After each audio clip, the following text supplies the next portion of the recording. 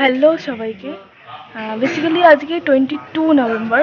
আমি গিফটটা 20 নভেম্বর কিনে রেখেছি। হ্যাঁ, রিজেন 22 নভেম্বরে হচ্ছে মার বাবার অ্যানিভার্সারি। সো আমি গিফটটা 20 নভেম্বর কিনে রেখেছিলাম, কারণ টাইম পাবো না আমি আর। তো এখানে এসে আমাকে এন্ট্রি করতে হচ্ছে, কারণ বাড়িতে করলে তো জোরে জোরে কথা বললে সব জেনে যাবে। তো আজকে হচ্ছে 22 নভেম্বর সকালবেলা এসেছি আমি শিম্পা আন্টির বাড়ি, মানে লাইফস্টাইল উইথ শম্পার বাড়িতে। তো চলো বাড়ি গিয়ে দেখা হচ্ছে। এই যে শিম্পা আন্টি বসে আছে। শিম্পা আন্টির বাড়িতে এসে এন্ট্রি করেছি, মানে বাড়িতে করলে সবাই জেনে যাবে, ওই জন্য করিনি।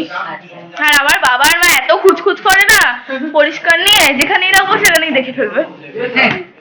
এই যে এটাই না, চলো দিয়ে দিই।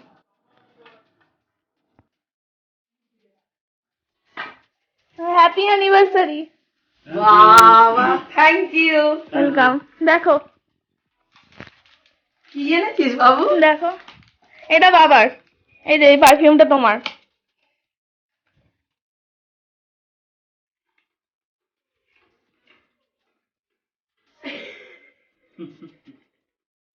দেখি কেমন গন্ধ।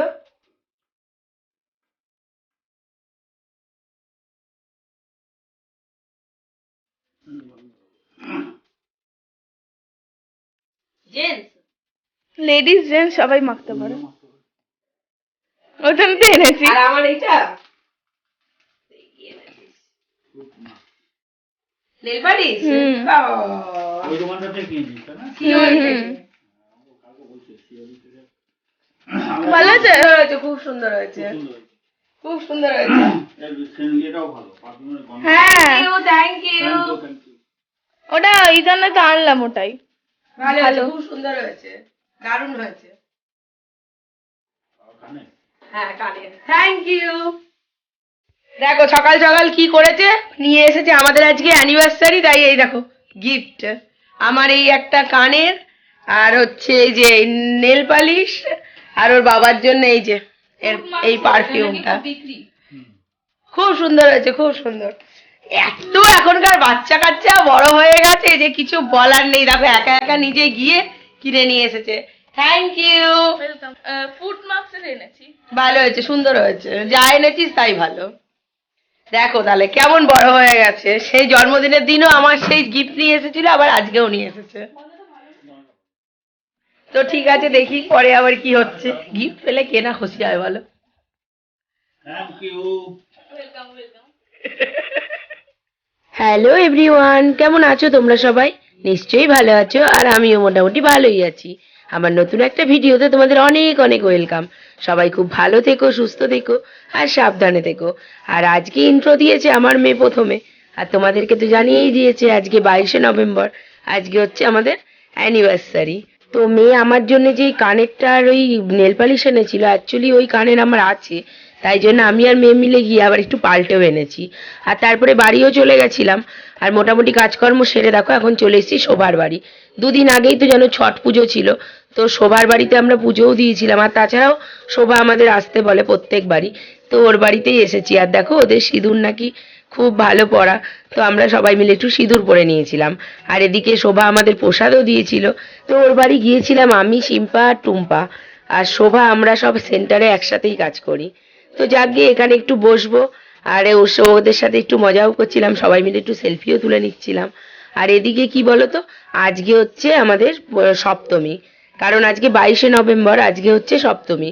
আর 21শে নভেম্বর ছিল হচ্ছে আমাদের ষষ্ঠী, মানে জগদ্ধাত্রী পুজোর ষষ্ঠী। তোমরা অনেকেই হয়তো জানো না, ঋষরাজ জগদ্ধাত্রী পুজো অনেকটাই বিখ্যাত। অনেকেই জানো না এটা, মোটামুটি চন্দননগর আর কৃষ্ণনগরটাই মোটামুটি সবাই জানে, কিন্তু ঋষরাও কিন্তু পিছিয়ে থাকে না। জগদ্ধাত্রীতে প্রচন্ড ভালোভাবে হয়। আর এটা দেখো আমাদের যেখানে আমাদের সেন্টারটা, সেখানেই বাগপাড়া আছে, সেইখানে হয়েছে। তো আমরা দিনের বেলা সবার বাড়ি থেকে বেরিয়েছি, আর দেখো এই প্যান্ডেলটা সামনেই পড়েছিল, তাই একটুখানি ভিডিও করে নিলাম। আর দেখো কি দারুণ করেছে বলো, খুব সুন্দর করেছে। আর মাকে দেখো কত সুন্দর লাগছে। আর জগদ্ধাত্রী ঠাকুর অনেক রকমের তৈরি করে, আটের করে, তারপরে আবার ঢাকের সাজের করে, প্রচুর করে। তোমাদের তো দেখাবো এরপর থেকে, দেখবে খুব সুন্দর লাগবে তোমাদের। তো চলো তোমরা প্যান্ডেলটা দেখে নাও। দাও।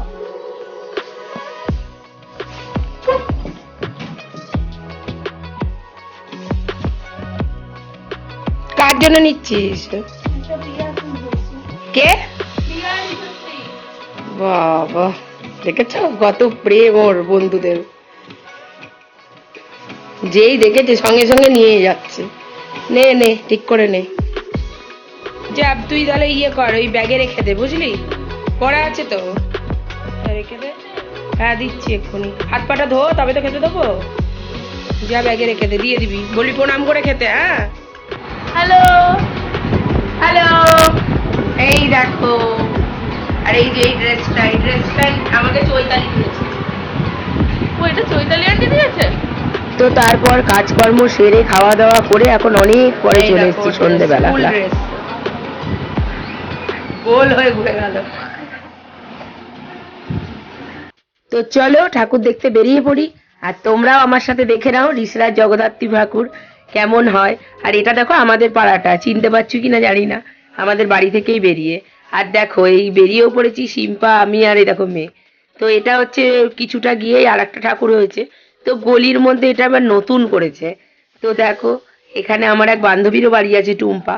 তো এটা হচ্ছে টুম্পার ভাইয়ের মেয়ে, দেখো কি মিষ্টি দেখতে লাগছে না?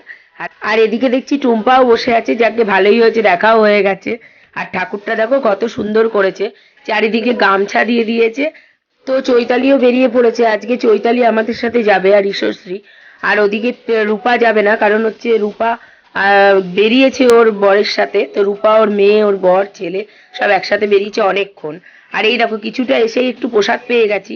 আর ভোগের প্রসাদ কেউ ছাড়ে বলো, পাওয়া নিয়ে কথা, কপালে ছিল পেয়ে গেছি, নিয়েও নিয়েছি। আর খাওয়া দাওয়াও হয়ে গেছিল। আর এই দেখো আর একটা প্যান্ডেল, কত সুন্দর লাগছে দেখো, একটা বেশ মূর্তি মতো রয়েছে। আর এদিকে সব কুলো পাখা, তারপরে বাঁশ এইসব দিয়ে করেছিল। তো খুব সুন্দর লেগেছে আমাদের, তোমরাও একটু দেখে নাও।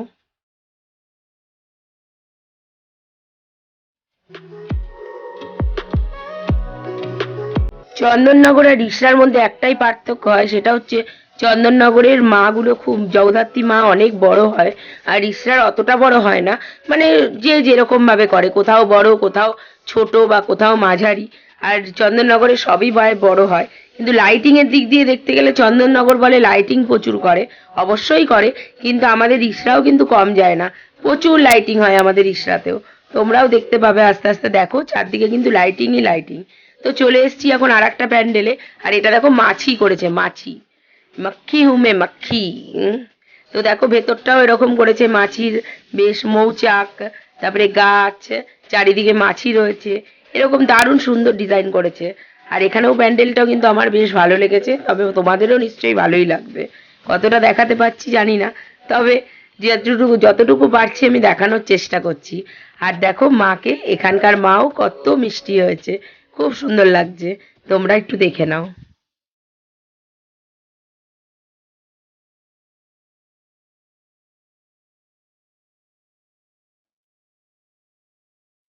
দেখেছো গাছগাছলার মধ্যে মাকে কত সুন্দর রেখেছে, আর মূর্তিটা জাস্ট দেখো কত সুন্দর লাগছে, এটাই আমি বলছিলাম।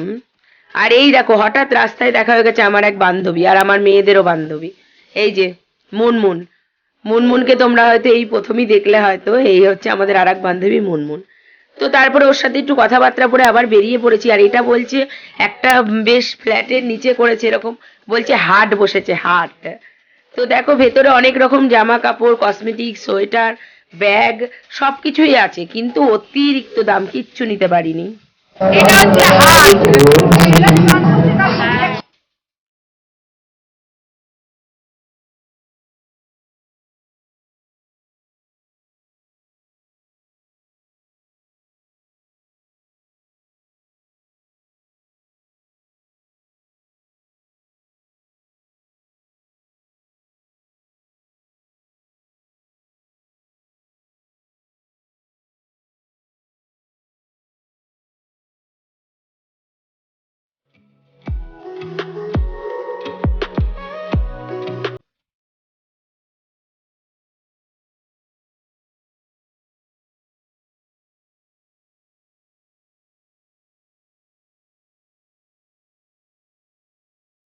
এখানে একটা ওয়ান পিস মতো আমার পছন্দ হয়েছিল, ভেবেওছিলাম নেব, ওরে বাবা যা দাম বললো, নামেই হাট কিন্তু দামে একেবারে একদমই হাট না, মনে হচ্ছে শপিং মলে চলে এসেছি। জিনিসগুলো অতি সুন্দর কিন্তু কেনা যেত না।